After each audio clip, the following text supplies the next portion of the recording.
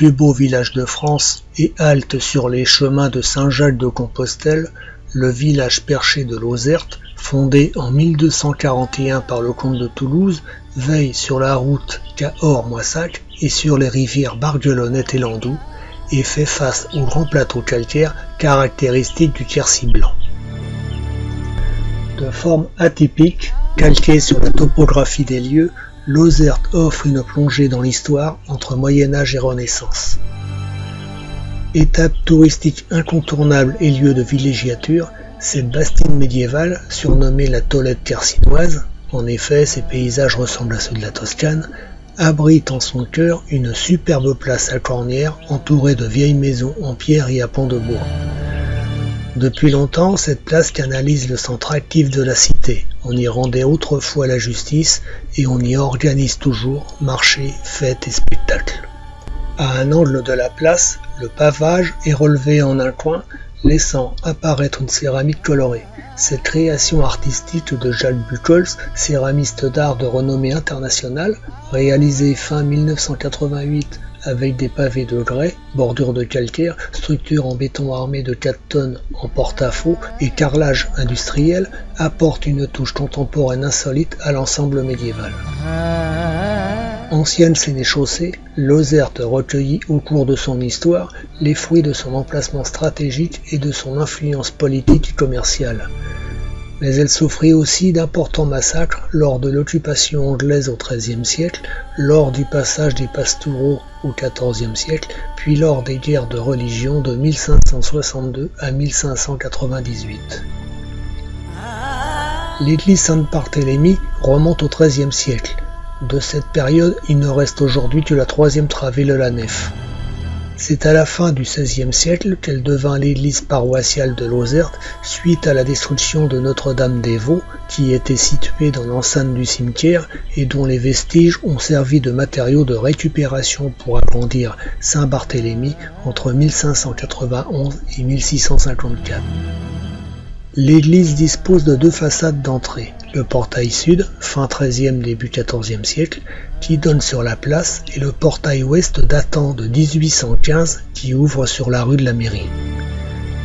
L'église fut achevée au cours du XIXe siècle et fut inscrite au titre des monuments historiques en 1976. Le clocher adopte une forme de tour rectangulaire dont la partie supérieure a été refaite au XVIIe siècle. Le château d'eau situé derrière l'église reprend la même forme. L'église Saint-Barthélemy renferme un mobilier intéressant. Le retable a été réalisé au milieu du XVIIe siècle par Jean Dussault, sculpteur montalbanais, puis peint et doré en 1651 par 2 artistes auvergnats. Le lambris peint aurait été réalisé par Jean-Marie-Joseph Ingres, sculpteur et peintre français, et ses élèves à la fin du XVIIIe siècle. Il est formé de panneaux peints en grisaille bleue dont la partie centrale présente des scènes champêtres. Ce décor proviendrait d'une demeure civile et a été transporté dans l'église à une date inconnue.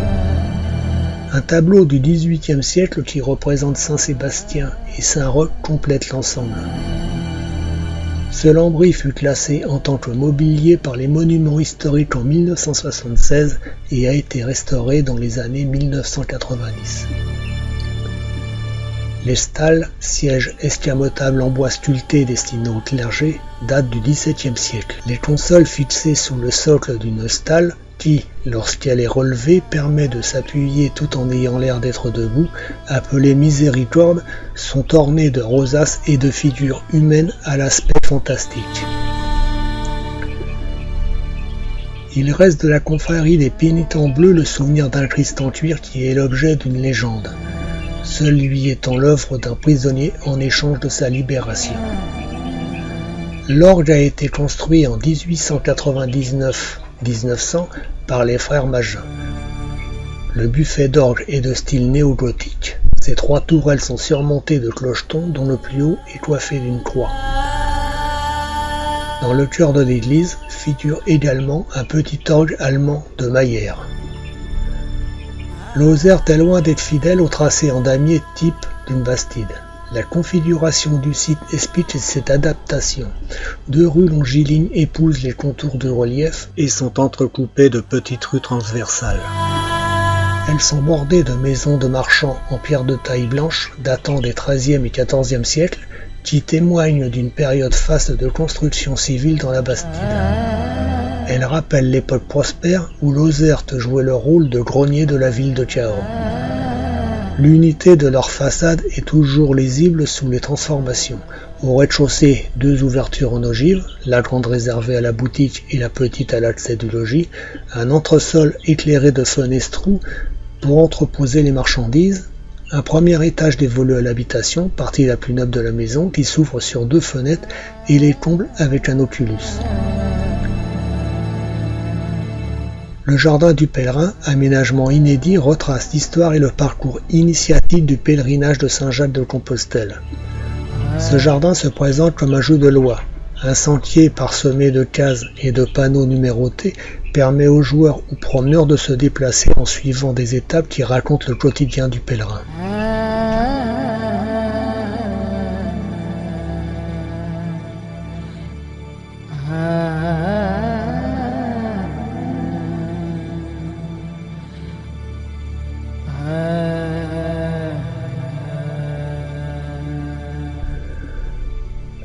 Son environnement naturel, son artisanat, la présence de nombreux services et son tissu associatif dynamique font de Lozerte un lieu où il fait bon vivre et apprécié par ses visiteurs.